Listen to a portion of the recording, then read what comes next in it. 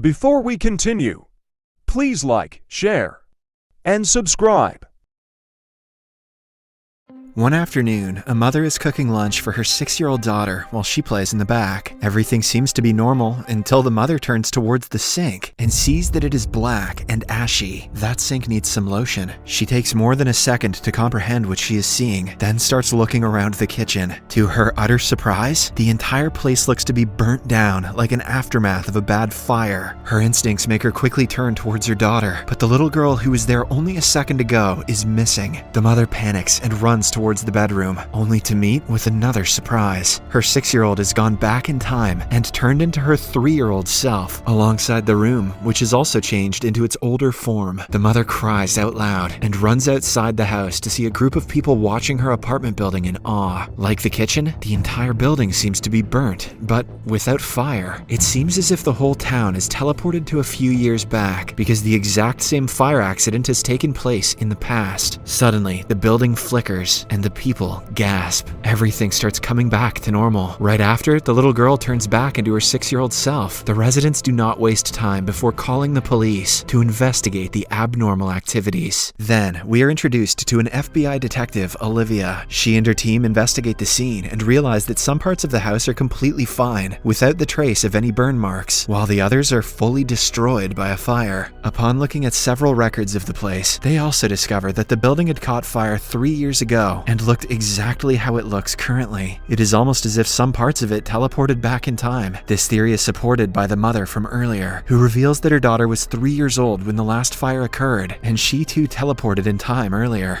Detective Olivia is intrigued, but not shocked by the situation. This is because she has witnessed such activities several times in the last week. They use a special neuroradiation device around the place. If the levels are high, it means the surroundings have traveled or will travel through time. At night, in another part of the city, a group of youngsters are driving through a forest to a party. It is a casual night until suddenly, a moving train appears in front of their car. They immediately stop, closely avoiding crashing with the train. Upon getting out, they see the train flickering and then disappearing entirely. The group is left stunned with no way to confirm what they just saw, but they can all agree they should probably stop smoking that Chiba. The following day, Olivia's colleague Detective Peter hears the news about the train's appearance. He gets ready to walk out of the station and a second later, magically appears in the location. Other police officers are working on the scene but do not notice him appearing out of thin air. A confused Peter barely knows how he got here and continues investigating. He seems to have time traveled as the house did earlier. Olivia is also at the scene talking to the guy who saw the train. He vows that he wasn't high, and confirms seeing a sphere bubble around the train when it passed. This is especially strange because the track was closed 3 years ago and no train has passed through it since. Peter checks the surroundings with a neuroradiation testing device and sees the front part of the youngster's car has changed because it touched the bubble around the train last night. The bumper is so delicate that when Peter touches it, a piece crumbles into his hands. Peter turns around to tell his colleagues about the car when suddenly he appears inside a car, driving to the railway location with them. He understands that he traveled into the future when he was walking out of the station earlier and has returned to the original time now. The phenomenon is strange and Peter has no clue why it's happening to him, but he refrains from asking for help from Olivia. When his colleagues notice the change in his demeanor, they ask him what is wrong. Peter recovers by telling them that their car has high levels of neuroradiation. This is highly unnatural, which means these time events are being caused by some kind of human technology. Olivia hardly believes Peter, but she has nothing else to work with at the moment. The scene cuts to a house. Professor Kate is passionately working on building an equation like she does every day. Friggin' nerd. For the past decade, she has been working to develop a device that travels through time, and in recent years, she is very close to developing a principal formula for it. Her husband Raymond loves his wife and supports her in all of her decisions, but doesn't like that she overworks herself. He comes towards her, looking at the timer in his watch. Strangely enough, he holds Kate endearingly and wishes her goodbye. Less than a second later, she disappears from his arms, and her work from the wall is also gone. Raymond simply walks into the living room like he was expecting that to happen. Surprisingly enough, Kate is on the sofa, staring at the wall. call. When her husband tries to feed her, she jerks away, asking him who he is. It is then revealed that Kate has Alzheimer's, and the person Raymond was talking to earlier was her from the past. When she first started losing her senses, Kate was very close to creating a time machine. However, she failed because the disease got the best of her. Raymond was devastated when his wife stopped recognizing him and wanted to get her back to normal. One day, he got his hands on her research and found a way to turn back time. He worked hard for a year and proved that Kate's study was successful. He could now make their home go back in time, but only for 47 minutes. Currently, it is 2021, but the house Kate and Raymond live in is mostly in 2017, when Kate is still healthy. The reason strange time-related occurrences are happening throughout the city is also because of the same thing. When Raymond bent time for the first time, it left an unnatural amount of neural radiation in different parts of the city, which is why they have been going back and forth in time for the past month. Somewhere else, Peter, Olivia, and their colleagues are trying to find a relationship between the locations of the time shifts that have occurred up until now. After looking at the map for hours, they realize that the occurrences follow Fibonacci's golden spiral. This means that they are all friggin' nerds.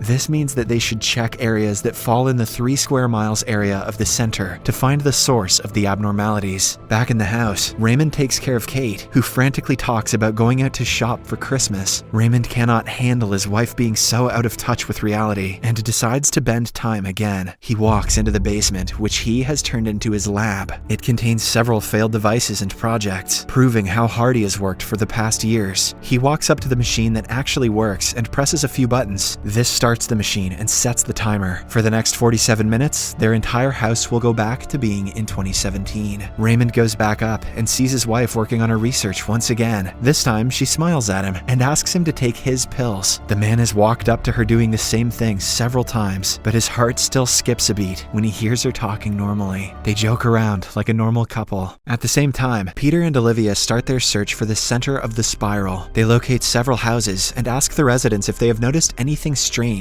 happening around the area. Most people report having a feeling of deja vu, but nothing significant is found. A few minutes into the search, Peter's friend reaches close to Raymond and Kate's residence. As he walks onto the lawn, he bursts into ash and disappears. This is because any sudden appearance in the time field messes with the subject and crushes it. Olivia sees her friend disappearing and quickly contacts the rest of the group. In the next few minutes, an entire team of agents appears in front of the house, looking for a way to get inside. Raymond notices the cars approaching from the window and starts to panic. He wants to turn the machine off, but if it is done hastily, it might ruin the entire fabric of space-time. Moreover, once the machine is turned on, Raymond doesn't have the formula to turn it off, as he has been letting it run fully until now. Now, the only way to not get caught is to make the time shift permanent, and for that, Raymond needs his wife's help. He pulls a confused Kate into the basement and frantically shows her around. She doesn't remember anything about the future, hence, the place and her husband's ramble confuse her. Then, finally, Raymond tells her that he worked for 3 years on her project and made a time machine. He calls her a genius and asks her to help him make it permanent so they can live together forever. Kate, still confused about everything, claims that her project was supposed to remain a theory because she never wanted to break the rules of nature. However, Raymond argues that she has done a lot for him in her life, and the only way for him to give back to her is by saving her. The entire rest of the population of the world be damned. His words freeze Kate, and she asks what will happen to her in the future. She finds out about the Alzheimer's disease, but still wants Raymond to stop the time travel. Outside, Olivia comes close to the house and sprays a chemical on it. In the correct lighting, a giant time bubble can be seen covering the entire property. Olivia doesn't dare walk inside, having seen what happened to her colleague earlier. Simultaneously, Peter continues studying the areas around the house to predict where the next time relapse is going to take place. To his horror, the very next area targets an underground tunnel that did not exist 4 years ago. If the time relapse occurs and the tunnel disappears, hundreds of people inside it would drown and die. One of them immediately runs to get the area evacuated, while the others continue trying to get into the house to stop the machine. In the following scene, Peter's scientist friend builds a magnetic vest that reflects the radiation when one is inside the time zone. Olivia argues that she wants to go inside, but Peter, who has a scientific background, is tasked with the job. Everyone holds their breath moment when he takes the first step inside the bubble. Thankfully, the vest works, and he simply walks into the house. Will his sperm ever be the same though? He soon finds the basement, but is hit in the head before turning the machine off. Kate doesn't approve of her husband doing such things, but Raymond argues that he is doing all of this for her. At the same time, the tunnel inside the river starts disappearing. People watch in awe as water starts flowing in, disobeying every rule of physics. Back at the house, the husband and wife get into an argument because Kate doesn't want him to throw his life away living in a bubble with her. They do not notice Peter waking up in the background and are shocked when he points a bat at them. He tries turning the machine off, but is stopped because turning it off in a hurry would mean a rip in the fabric of space-time. Peter tells the couple about the tunnel and how hundreds of people are going to die if the machine continues working. Kate immediately agrees to turn it off, but only if her husband won't be prosecuted for his deeds. In the time of emergency, Peter prioritizes people's lives and agrees to negotiate the terms with the officials. When there are only 1.5 minutes left on the machine and the tunnel is about to flood, Kate completes the equation. The time bubble around the house disappears, the tunnel is saved, and Kate goes back to being sick. The following day, the house is cleared up, and as per the negotiation, Raymond is set free to be a lunatic elsewhere. After everything ends, he goes back to Kate's book, hoping to try and rebuild the formula again. However, he sees that she has painted over the formula to disallow him from making the same mistake again. In the final scene, Raymond reads a message where Kate asks him to repay her by loving her and living his life fully.